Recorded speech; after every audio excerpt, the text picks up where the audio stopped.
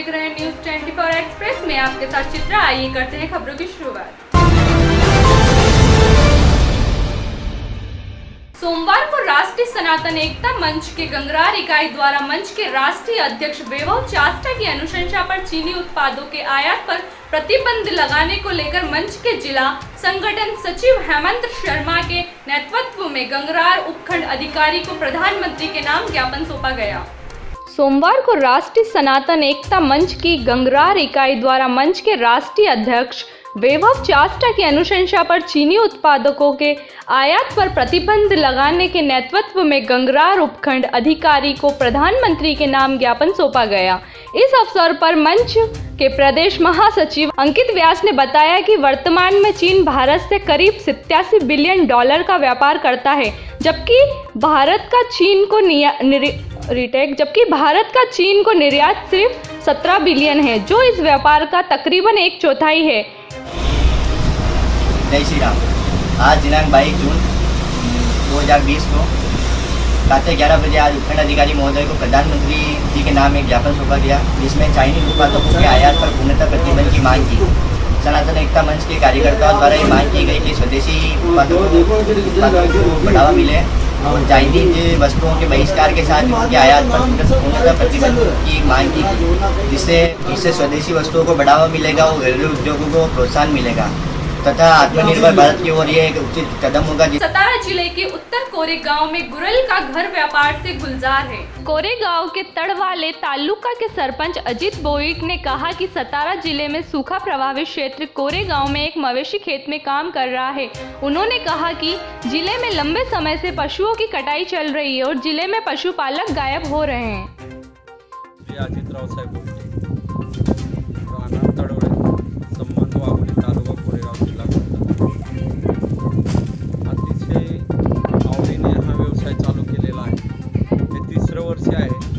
त्याच्यामध्ये अडचणी खूप आल्या, पण त्या अडचणीवर तिसरं वर्ष चालू असताना पहिल्या वर्षी आम्ही 300 टन गाळप केलेलं, दुसऱ्या वर्षी आम्ही 500 टन गाळप केलेलं आणि ह्या तिसऱ्या वर्षी आमचं 1000 टन गाळप करण्यात आणि ह्यातून पहिल्या वर्षी आम्हाला साधारण 1 ते 1.5 लाख नफा झालेला, दुसऱ्या वर्षी आम्हाला 2 ते 2.5 झालेला, या वर्षी आमचा 5 लाख नफा कमवण्याचा उद्देश आहे। आणि व्यवसाय करत असताना खूप अडचणी आल्या, त्यातून आम्ही लेबर लोक बाहेरून मागवले, MP चे काही काही इथले 50% MP चे 50% तडवळ्याचे, जेणेकरून गावातल्या लोकांना ह्याच्यापासून फायदा होईल, इन्कम सोर्स वाढेल, रोजंदारी वाढेल आणि हे करत असताना गावातल्या लोकांना जमत नव्हतं, त्यामुळे जे कॉन्ट्रॅक्ट घ्यायचे त्यांना कॉन्ट्रॅक्ट देऊन त्यांच्याशी आम्ही चर्चा करू, तुम्ही पण कामाला राहा, आमच्या गावातले पण 50% लोक घ्या, हे गावातल्या उद्देशाने आम्ही काम चालवलेलं आहे।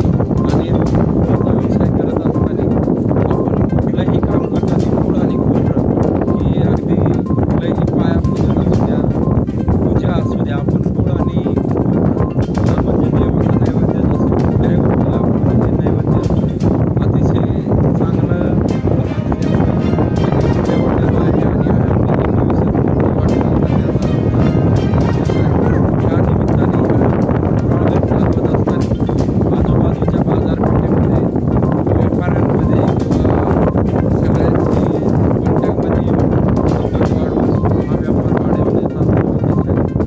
कैलारस पुलिस ने 12 बोर के कट्टा सहित आरोपी को किया गिरफ्तार।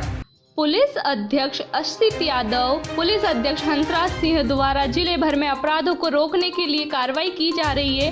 इसी क्रम में 22 जून को कैलारस थाना प्रभारी अविनाश राठौर को मुखबिर सूचना थी कि कैलारस बस स्टैंड पर एक व्यक्ति 12 बोर का कट्टा लेकर बैठा हुआ है। सूचना मिलते पुलिस द्वारा बस स्टैंड पर कार्रवाई की गई तो वहां पर एक व्यक्ति 12 बोर का कट्टा और एक राउंड लेकर बैठा था, उसे गिरफ्तार कर लिया गया। जब उससे पूछताछ की गई तो आरोपी ने अपना नाम राजवीर पुत्र विजय जोशी बताया। इस कार्रवाई में थाना प्रभारी उप निरीक्षक अविनाश राठौर, उप निरीक्षक राहुल उपाध्याय, सौरभ तोमर, आरक्षक रिंकू अरमान की सराहनीय भूमिका रही। सुबह जानकारी प्राप्त हुई थी कि थाना कैलारस में जो अपना स्टैंड है वहाँ पर सुलह शौचालय के पास में एक व्यक्ति बैठा हुआ है, उसका देसी कट्टा है 12 बोर का। तो सूचना प्राप्त होने पर मैं और जो अपने PSI सौरभ तोमर हैं थाने में, और साथ में आरक्षक अरमान शाह और श्यामवीर चक्रवाल और जो अपने चालक हैं अपने साकिर, इनको लेके मैं थाना स्टैंड पर पहुंचा। वहां पर मैंने देखा कि व्यक्ति बैठा हुआ है, उसकी तलाशी ली तो उसके पास से 12 बोर देसी कट्टा और एक जिंदा कारतूस 12 बोर का प्राप्त हुआ था, जो कि लिखा पढ़ी करी गई उसकी पूरी मौके पर। बाद ला के यहाँ पर थाने लाया गया, उसको अभी जेल में पेश किया जा रहा है। उसका नाम राजवीर पुत्र विजय जोशी है, जो कि अयोध्या बस्ती कैलर्स में रहता है। शेखावटी की लाइफलाइन काटली नदी को बचाने का अभियान शुरू। मुख्यमंत्री अशोक गहलोत व राजस्थान के राजस्व मंत्री झुंझुनू वासीकर जिला कलेक्टर को भेजा ज्ञापन। VO4 आदर्श समाज समिति इंडिया के अध्यक्ष धर्मपाल गांधी ने बताया कि झुंझुनू जिले सहित पूरे शेखावाटी क्षेत्र में भूजल स्तर तेजी से गिरता जा रहा है। आने वाले समय में शेखावाटी क्षेत्र में पानी की बहुत बड़ी समस्या खड़ी होने वाली है। विश्व स्तर पर पर्यावरण को लेकर भले ही चिंता जताई जा रही हो, लेकिन शेखावटी अंचल में सदस्यों से जनजीवन को आबाद रखने वाली एकमात्र काटली नदी का गला घोट दिया गया है। अंतिम सांस ले रही काटली नदी का वजूद मिटाने में अवैध खनन माफिया कोई कसर नहीं छोड़ रहे हैं। काटली नदी क्षेत्र में कई स्थानों पर अवैध निर्माण कर अतिक्रमियों ने भी नदी का पानी रोकने में कोई कसर नहीं छोड़ी है। इसके अलावा बहुत से लोग नदी की भूमि पर अवैध अतिक्रमण कर नदी का वजूद मिटाने का काम कर रहे हैं। सरकार, प्रशासन, जनप्रतिनिधियों को भी इसके भावी खतरनाक परिणामों की चिंता नहीं है। अवैध खनन, अतिक्रमण और बहाव क्षेत्र में अवैध निर्माण करने वालों ने नदी को मृत्यु हाल में पहुंचाने में पूरी ताकत लगा रखी है। काटली नदी के सूखने से गांव कस्बों में जल स्तर नीचे चले जाने से जल स्रोत सूखने लगे हैं। लोग पेयजल के लिए भटकने को मजबूर हैं। फ्लोराइड युक्त पानी पीना लोगों की मजबूरी बन गया है। काटली में अति दोहन का ही नतीजा है कि लाखों की आबादी के सामने पेयजल की समस्या उठ खड़ी हुई है। लोग एक घड़े पानी के लिए तरस रहे हैं। पानी के लिए समय, श्रम और धन का भी खर्चा हो रहा है। शेखावाटी क्षेत्र की प्रमुख बरसाती नदी काटली इस क्षेत्र की भागीरथी है। काटली नदी अरावली पर्वत की श्रृंखलाओं की कुपिकाओं को अपने आप में समाहित करती हुई आगे बढ़ती थी। किसी समय में काटली नदी उफनती हुई, बलखाती हुई बहती थी, लेकिन आज अवैध खनन और अवैध अतिक्रमण की वजह से काटली नदी लगभग मृत्युप्राय हालत में है। शेखावाटी क्षेत्र के भविष्य के लिए नदी का बहाव बहुत जरूरी है। काटली नदी में अवैध खनन को तुरंत प्रभाव से रोका जाना चाहिए। यदि नदी के बहाव क्षेत्र से अतिक्रमण हटाकर अतिक्रमियों व अवैध खनन करने वाली बंजरी माफियों के खिलाफ सख्त कार्रवाई की जानी चाहिए। ज्ञापन भेजने वालों में आदर्श समाज समिति इंडिया के अध्यक्ष धर्मपाल गांधी, राजेंद्र कुमार, सोनू कुमारी, रवि कुमार, पिंकी, सतीश कुमार, सुनील, दिनेश कुमार, अमित कुमार, सुरेंद्र कुमार आदि अन्य कार्यकर्ताओं का सहयोग रहा। ऑल इंडिया स्टूडेंट्स यूनियन की तरफ से चीन के प्रधानमंत्री का पुतला दहन करते ICU मधेपुर जिला अध्यक्ष राहुल कुमार की अध्यक्षता में किया गया। गलवान घाटी में शहीद देश के वीर सपूत को श्रद्धांजलि दी गई। साथ ही साथ चीन के झंडे और चीन के राष्ट्रपति के पुतले को जलाकर विरोध प्रदर्शन किया गया। चीनी सामानों का बहिष्कार करने की अपील की गई। मौके पर मौजूद राष्ट्रीय महासचिव इंजीनियर मुरारी ने कहा कि सीमा पर भारतीय सेना चीनी सैनिकों की कमर तोड़ेगी, वही भारतीय जनता चीन के सामानों का उपयोग न कर चीन के अर्थव्यवस्था की कमर तोड़ेगी। वही मौजूद Mohammad Nausada, all India students union साथी सहित अन्य जनों कार्यकर्ताओं ने भी एक स्वर में कहा कि हम सब चीनी सामान का उपयोग कभी नहीं करेंगे और साथ ही लोगों को भी उपयोग ना करने की अपील करेंगे। आज हम लोग चीन के राष्ट्रपति शी जिनपिंग का पुतला दहन किए हैं। चीन जो कायराना हरकत किया है, जिससे हमारे देश के 20 जवान शहीद हो गए हैं। हम प्रधानमंत्री से, गृह मंत्री से और रक्षा मंत्री से मांग करते हैं कि चीन के इस कायराना हरकत को देखते हुए भारत में चीन का सभी सामान बंद होना चाहिए, तब जाके इस चीन को पता चलेगा और हमारे 20 जवान के बदले में हमें 20,000 चीनी सेना चाहिए और आप चीन का एक भी उत्पादन भारत में नहीं चलना चाहिए। अगर इस तरह से नहीं रहा, आज हम लोग राष्ट्रपति का पुतला दहन किए हैं, आगे चलकर और आंदोलन करेंगे ताकि भारत सरकार पर भी दबाव आए और चीन से बदला लिया जाए। जय हिंद, जय भारत। मुरारी कुमार, राष्ट्रीय महासचिव AISU। जामताड़ा साइबर पुलिस ने गुप्त सूचना के आधार पर नारायणपुर थाना क्षेत्र के राजा भिटा और कोरेडीह गांव में छापेमारी कर 8 साइबर अपराधियों को रंगे हाथ किया गिरफ्तार। जामताड़ा साइबर पुलिस ने गुप्त सूचना के आधार पर नारायणपुर थाना क्षेत्र के राजा भीटा और कौरीडीह गांव में छापामारी कर 8 साइबर अपराधियों को रंगे हाथ गिरफ्तार किया। साइबर पुलिस ने सभी से पूछताछ कर कोरोना जांच के बाद न्यायिक हिरासत से जेल भेज दिया। अपराधियों के पास में 12 मोबाइल, 26 सिम कार्ड और 1 बाइक जब्त की गई है। गिरफ्तारी अपराधियों में 7 राजा भीट और 1 कौरीडीह गांव के रहने वाले हैं। पुलिस ने बताया है कि सभी अपराधी आम के पेड़ के नीचे जमा होकर ऑनलाइन ठगी में जुटे हुए थे। उसी दौरान साइबर डीएसपी सुमित कुमार के नेतृत्व में टीम गठित कर छापेमारी की गई। पुलिस को देखते ही सभी अपराधी भागने लगे। पुलिस के जवानों ने खदेड़कर सभी अपराधियों को दबोच लिया। पुलिस ने बताया कि सभी अपराधी बैंक अधिकारी बनकर खाता धारकों से संपर्क कर उनसे एटीएम का गोपनीय नंबर लेकर ठगी करते थे। सिंगरौली जमीनी स्तर पर लड़ाई जारी है। एनसीएल में कामोबी कंपनियां लगातार मजदूरों का शोषण कर रही हैं। सिंगरौली जमीनी स्तर पर लड़ाई जारी है। एनसीएल में कामोबी कंपनियां लगातार मजदूरों का शोषण कर रही हैं। कंपनियों के आने से बेरोजगार को एक आस जागी थी, लेकिन प्रभावितों की आशा निराशा में बदल गई। यही वजह है कि प्रभावित परिवार गली गली की ठोकरें खाने के लिए मजबूर हैं। दूसरी ओर अमरोली निरगाही में कार्य कर रही ओबी कंपनियां अंडर में कार्यरत स्थानीय श्रमिकों के शोषण से आक्रोश व्याप्त है। दूधी चुआ में ओबी हटाने का काम कर रही वीपीआर कंपनी में बरसात के दौरान ब्लास्टिंग का काम बंद था। वीपीआर कंपनी के अधिकारी ने ब्लास्टिंग करने वाले सभी मजदूरों को ऑफिस एवं नाली मलमूत्र शौचालय साफ करने के लिए कहने पर जहां नाराज मजदूरों ने मलमूत्र साफ करने के लिए साफ तौर पर मना कर दिया। वीपीआर कंपनी के अधिकारी ने सभी को कंपनियों से बाहर निकालने की धमकियां देने लगा। अभिनंद पांडे किस कंपनी में ड्यूटी करते हैं? वीपीआर। किस कारणों को लेकर आज आपने चक्का जाम किया यहाँ पे? ये चक्का जाम इसलिए हुआ कि हम लोग माइंस में काम करते हैं और माइंस के अलावा 3-4 दिन से बारिश हो रही है तो सबको बैठा के पेमेंट दे रहा है। हम लोगों से मिट्टी डेली फेंकवाता है। आज जो मिट्टी फेंकवा रहा था वो मिट्टी थी चारों तरफ, उधर माने लेटरिन और बाथरूम के चारों तरफ वो कचरा, और उसी में वो बोलता है कि आज यही काम है, अगर आज आप ये काम नहीं करोगे तो मेरे पास माने नहीं है, आप जाओ। और आप हमारी बोल रहा कि आपकी नौकरी भी जाएगी। कौन बोला नौकरी जाएगी? ये अभी शशि बोला है। शशि कौन है कंपनी ये में? शशि अब कंपनी का एचआर है क्या है, अब अधिकारी बनता है। और वो बोलता है कि आप रीति पाठक के आदमी हो, आप यहाँ से चले जाओ, आपकी नौकरी चली गई, और नहीं तो करना है तो यही लेटरिन बाथरूम में काम करो।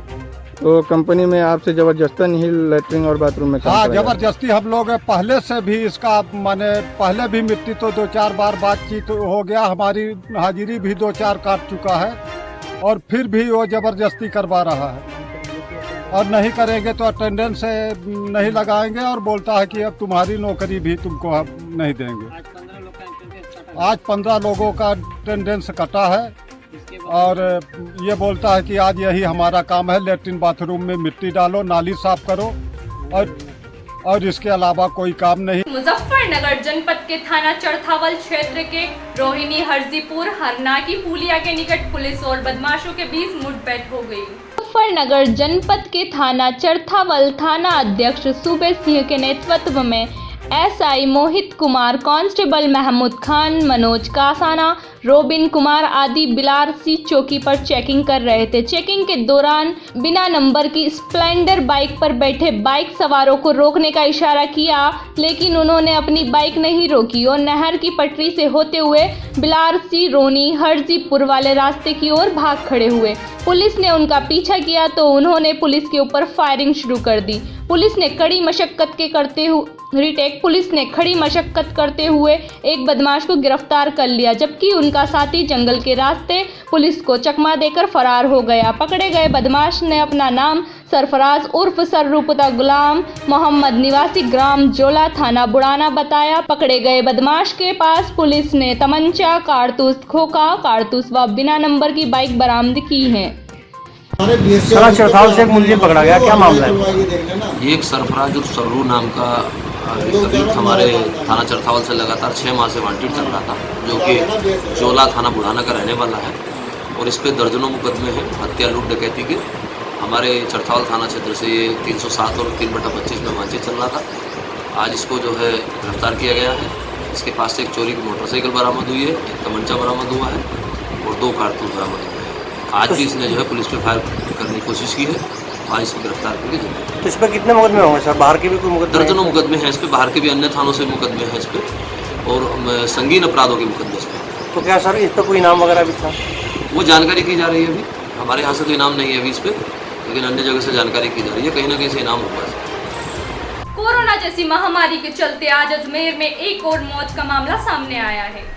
अजमेर कोरोना जैसी महामारी के चलते आज अजमेर में एक और मौत का मामला सामने आया है, जिसके चलते आज न्यूज़ 24 एक्सप्रेस के संवाददाता मोनू कुमार प्रजापति ने डॉक्टर राजीव माहेश्वरी से चर्चा की।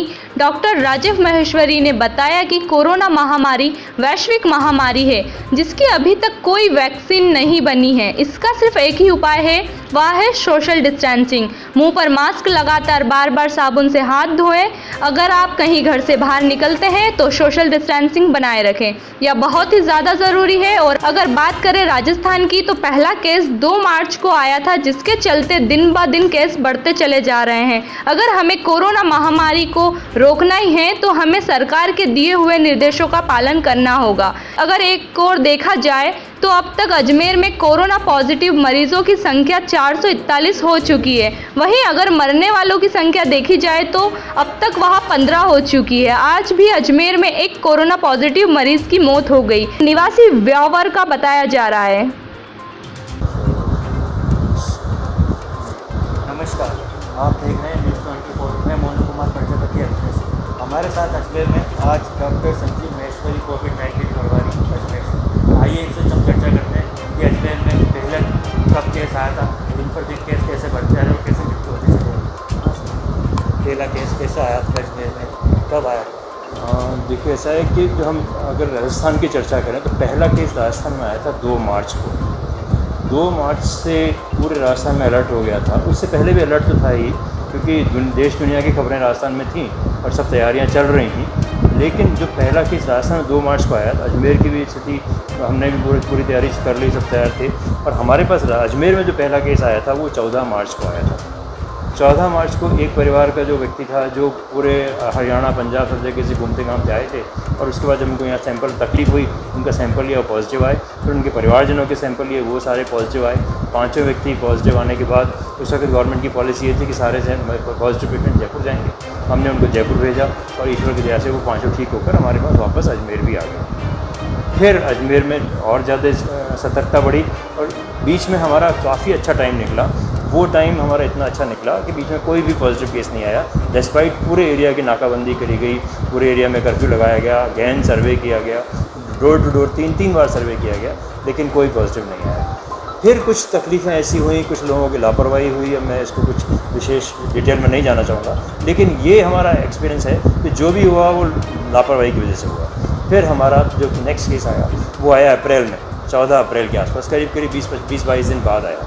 20-22 दिन बाद जो नेक्स्ट केसेस आए, फिर वो अप्रैल की जो कहानी शुरू हुई वो इतनी बढ़ती चली गई कि एक बार 22 अप्रैल के आसपास एक साथ 70-75 केसेस आए। और आज की तारीख तक करीब अजमेर में हम 460 से भी ज़्यादा पेशेंट, पॉजिटिव पेशेंट देख चुके हैं। और आप ये देख सर, हमने ये भी देखा कि हम मार्केट में हम घूम रहे हैं, सरकार ने थोड़ी सी हल्की सी छूट कर दी, तो उसका वो लोग अब गलत नाजायज़ फ़ायदा उठा रहे हैं। तो इसमें से मतलब कितना संक्रमण अपन फैल सकता है और भी कितना खतरनाक है, थोड़ा इसके ये तो बहुत ज़बरदस्त चर्चा का विषय है। सब जगह एक ही चर्चा चल रही है कि कोरोना की चेन बनती है, और अगर जब तक हम चेन नहीं तोड़ेंगे, हम हर वक्त उसकी जद में रहेंगे, उसकी गिरफ्त में रहने की पूरी पॉसिबिलिटी है। हमें चेन तोड़ने की हरकतों पर, कोशिशों पर पूरा केंद्रित करना पड़ेगा अपने आप को।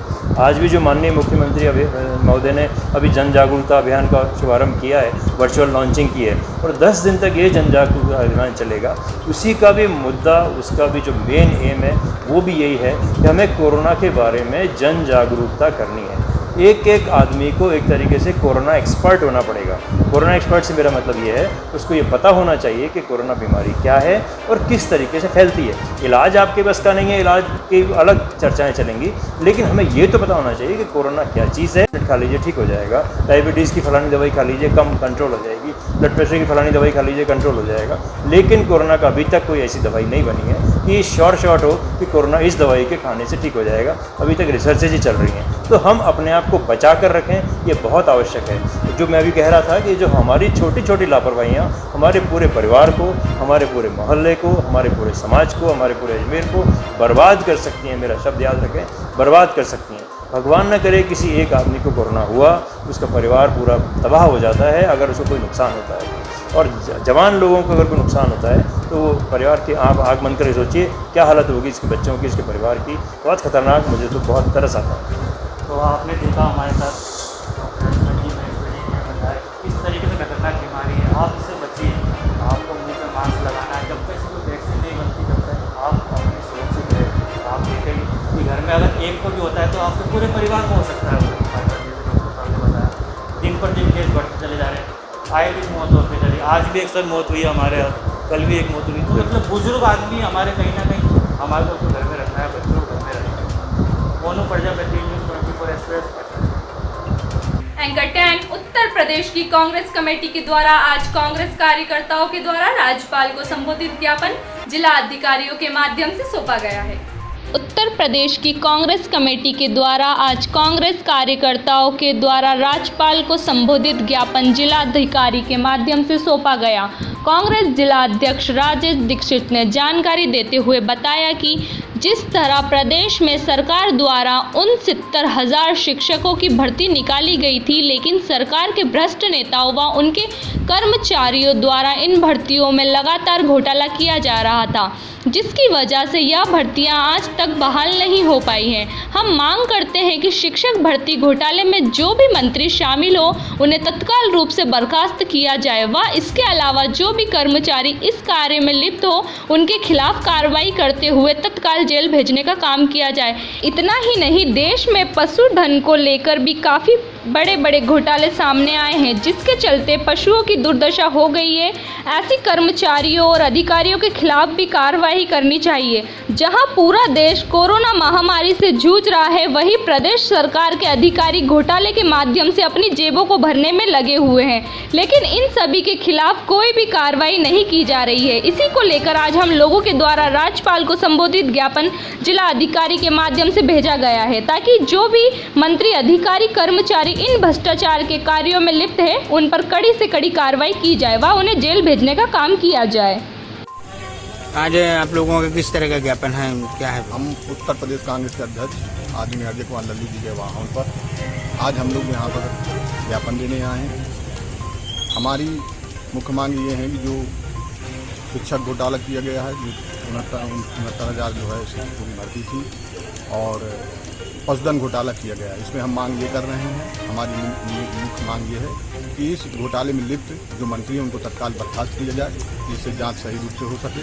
दूसरी मांग ये है कि इस घोटाले में लिप्त जो मंत्री के प्रतिनिधि हैं उनको तत्काल गिरफ्तार किया जाए और इस पूरे प्रकरण की जांच उच्च न्यायालय के वर्तमान न्यायाधीश से कराई जाए। हमारी मांग और ये है कि जिस तमाम घोटाले कर रही है सरकार में हो रहे हैं, आप जानते हैं कि इधर सब लोग कोरोना में व्यस्त थे और ये सरकार घोटाला करने में व्यस्त थी। हमारी मांग ये है कि इनका जांच करके इनका निवारण किया जाए और दोषी को तत्काल कार्रवाई करके जेल भिजवाया जाए। किसको ज्ञापन दे रहे हैं आप? हम लोग आज जिलाधिकारी के माध्यम से राज्यपाल को कर रहे हैं। आज आप लोगों का किस तरह का ज्ञापन था और किन किन चीज़ों को लेकर के आप लोगों ने ज्ञापन दिया? आज हम लोगों की राज्यपाल जी को ज्ञापन था जिलाधिकारी के माध्यम से, जो ये शिक्षक भर्ती में घोटाला हुआ है। सबसे पहली मांग ये है कि शिक्षक भर्ती में जो घोटाला हुआ उसकी निष्पक्ष जांच जो मुख्य न्यायाधीश वर्तमान में है उनसे कराई जाए, और जो पशुधन का घोटाला है उसकी भी जांच कराई जाए। हम लोग चाहते हैं कि जो भी भ्रष्टाचार हुआ है, आम जनता कोरोना में परेशान थी और ये सरकार ने भ्रष्टाचार में खूब कमाई की है। हाँ, इसलिए इन जो भी इनके मंत्री जो भी इस भ्रष्टाचार में लिप्त हैं उनको तत्काल बर्खास्त किया जाए। भाजपा सरकार ने किन चीजों में घोटाला किए हैं, मतलब सबसे पहला मुद्दा तो जी 69,000 शिक्षकों वाला घोटाला आ रहा, जिससे मतलब एक जमीनी नींव तैयार होती है। शिक्षक से ही छात्र तैयार होते हैं। जब शिक्षक में ही सबसे बड़ा घोटाला होगा तो आगे क्या पौध नहीं तैयार होगी, ये समझिए आप। सबसे बड़ा घोटाला यही है, इसी की पूरी तरह से मांग होगी। किनको ज्ञापन दिए रहे हैं आप? जिलाधिकारी के माध्यम से राज्यपाल जी को भेजा है ज्ञापन। आज किस तरह का आप लोगों के ज्ञापन है और क्यों दिया जा रहा है, क्या है पूरा मामला? आज माननीय हमारे प्रदेश अध्यक्ष बन्नू जी के आह्वान पर जो शिक्षक घोटाला 69,000 भर्तियों शिक्षक घोटाला हुआ है वो, और पटवन घोटाला जो है पे जो है न्यायिक जाँच हो, हाई कोर्ट के मौजूदा जज से इसकी जाँच कराई जाए और उसके जो दोषी हैं, जो परिवहन मंत्री के प्रतिनिधि हैं, उनको तत्काल गिरफ्तार किया जाए और उसकी न्यायिक जाँच करके जो दोषी व्यक्ति उनको सजा दी जाए। कैसे घोटाले हैं, किन किन चीज़ों के घोटाले सामने आ रहे हैं? हम लोग देश कोरोना में परेशान था, सरकार जो है घोटालों में परेशान थी। अभी तो आज हम लोग जो मांग रहे हैं, हमारी मेन मांगे जो हैं तो शिक्षक भर्ती और दूसरा परिवहन घोटाला। विश्व हिंदू परिषद व बजरंग दल के द्वारा स्थानीय गांधी चौक में एकत्र होकर चीन द्वारा निर्मित सामान टीवी, मोबाइल लाइट, बल्ब व झालर को आग हवाले कर भारत माता की जय घोष के नारे लगाए गए। विश्व हिंदू परिषद व बजरंग दल के द्वारा स्थानीय गांधी चौक में एकत्रित होकर चीन द्वारा निर्मित सामान टीवी, मोबाइल लाइट, बल्ब व झालर को आग के हवाले कर भारत माता की जय घोष के नारे लगाए। साथ ही उनके साथ उपस्थित स्थानीय लोगों ने भी यह संकल्प लिया कि चीन के द्वारा निर्मित कोई भी सामान आज के बाद नहीं खरीदेंगे। सभी ने यही संकल्प लिया कि स्वदेशी सामान ही खरीदेंगे, सभी भारत देश की आर्थिक व्यवस्था को मजबूत बनाएंगे। उक्त कार्यक्रम में विश्व हिंदू परिषद के जिला अध्यक्ष संदीप वाधवा, जिला महामंत्री पवन त्रिपाठी, बजरंग दल के जिला संयोजक सोनू विश्वकर्मा, कोषाध्यक्ष नीरज जी प्रखंड, नगर अध्यक्ष अनिल वर्मा, महाविद्यालय के वैभव श्रीवास्तव, हिमांशु राजवानी, लक्ष्मण दास, विशाल बजाज, अभिषेक गुप्ता, दिलीप जेपी, सर नौराजाबाद, राजेश त्रिवेदी, संतोष शर्मा, नारायण सिंह, अज्जू गुप्ता सहित भारी संख्या में स्थानीय लोग उपस्थित रहे। मैं संदीप वाधवा, जिला अध्यक्ष विश्व हिंदू परिषद उमरिया। आप लोगों द्वारा यहाँ पे सामान की होली कराई, जैसे कि आपने देखा अभी गलवान घाटी में 15 और 16 की रात के दरमियान हमारे सीमा में घुस के चीनी सैनिकों ने आके ज़बरदस्ती झगड़ा किया और हमारे 20 सैनिक जो हैं वीरगति को प्राप्त हुए। बदले में हमारे सैनिकों ने अच्छी वो ताकत दिखाते हुए करीबन उनके 50 सैनिकों को मारा। आज हम उस संदर्भ में उमरिया ज़िले में चीनी सामान का बहिष्कार कर रहे हैं। वह अपने उमरिया की जनता से ये मांग करते हैं कि चीनी सामान का बिल्कुल उपयोग न करें और उसका बिल्कुल बहिष्कार करें, ताकि चीन को कुछ ऐसा सबक मिल सके कि हमारे सैनिकों के साथ दोबारा ऐसी दुर्घटना ना हो। गत दिनों जो भारत चाइना बॉर्डर पे जो घटना हुई है, जिसमें 20 सैनिक शहीद हुए हमारे, चीन की ये नापाक हरकत थी, जिसमें अपने देश के सैनिकों को बहुत क्षति पड़ी है, वीरगति को प्राप्त हुए हैं। जनता से हम अपील करते हैं चाइना सामान का बिल्कुल उपयोग ना करें, उसका बहिष्कार करें, ताकि चाइना को आर्थिक क्षति हो और स्वदेशी अपनाएं, स्वदेशी सामानों का जो है खरीद करें और चाइना का सामान बिल्कुल प्रतिबंधित हो। और शासन से भी हम मांग करते हैं कि चाइना सामान को बिल्कुल प्रतिबंधित किया जाए। मांग है हमारी कि चीन के जो बॉर्डर हैं, जो सीमा से सामान भारत देश में आता है, चाइना का सामान आता है, उसमें प्रतिबंध करें और बिल्कुल इसमें भारत में सामान चीन का आना ही नहीं चाहिए। नहीं आएगा, लोग खरीदारी नहीं करेंगे। टोटल आयात बंद किया जाए, चीन का आयात बंद किया जाए। जय जय श्री राम, भारत माता की, भारत माता की। खबरों में फिलहाल इतना ही। आगे खबरों में बने रहने के लिए देखते रहिए न्यूज़ 24 एक्सप्रेस। नमस्कार।